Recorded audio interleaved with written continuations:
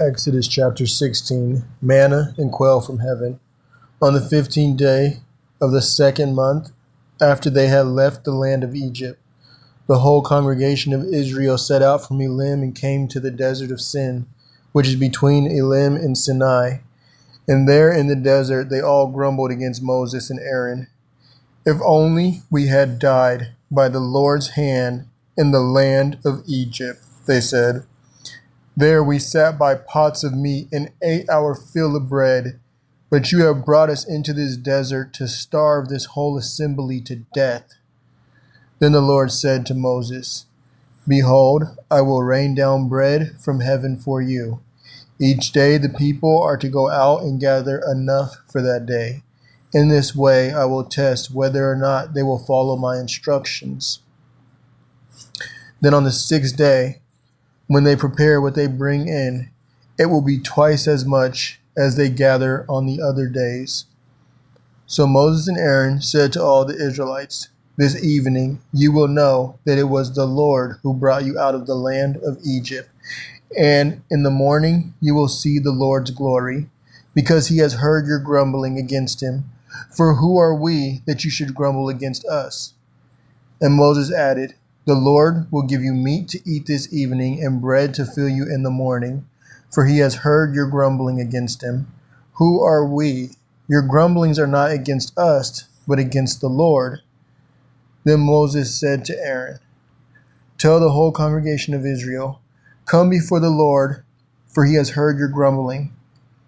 And as Aaron was speaking to the whole congregation of Israel, they looked toward the desert, and there in a cloud the glory of the Lord appeared. Then the Lord said to Moses, I have heard the grumbling of the Israelites. Tell them, at twilight you will eat meat, and in the morning you will be filled with bread. Then you will know that I am the Lord your God. That evening quail came and covered the camp, and in the morning there was a layer of dew around the camp. When the layer of dew had evaporated, there were thin flakes on the desert floor, as fine as frost on the ground. When the Israelites saw it, they asked one another, What is it? For they did not know what it was. So Moses told them, It is the bread that the Lord has given you to eat. This is what the Lord has commanded. Each one is to gather as much as he needs. You may take an omer for each person in your tent. So the Israelites did this. Some gathered more, and some less. When they measured it by the omer, he who gathered much had no excess, and he who gathered little had no shortfall. Each one gathered as much as he needed to eat. Then Moses said to them, No one may keep any of it until morning. But they did not listen to Moses. Some people left part of it until morning, and it became infested with maggots and began to smell. So Moses was angry with them. Every morning each one gathered as much as was needed. And when the sun grew hot, it melted away. The Sabbath observed. On the sixth day, they gathered twice as much food, 2 omers per person. And all the leaders of the congregation came and reported this to Moses. He told them, This is what the Lord has said. Tomorrow is to be a day of complete rest, a holy Sabbath to the Lord. So bake what you want to bake, and boil what you want to boil. Then set aside whatever remains and keep it until morning. So they set it aside until morning as Moses had commanded, and it did not smell or contain any maggots. Eat it today, Moses said, because today is a Sabbath to the Lord. Today you will not find anything in the field. For 6 days you may gather, but on the 7th day, the Sabbath, it will not be there. Yet on the 7th day, some of the people went out to gather, but they did not find anything. Then the Lord said to Moses, How long will you refuse to keep my commandments and instructions? Understand that the Lord has given you the Sabbath.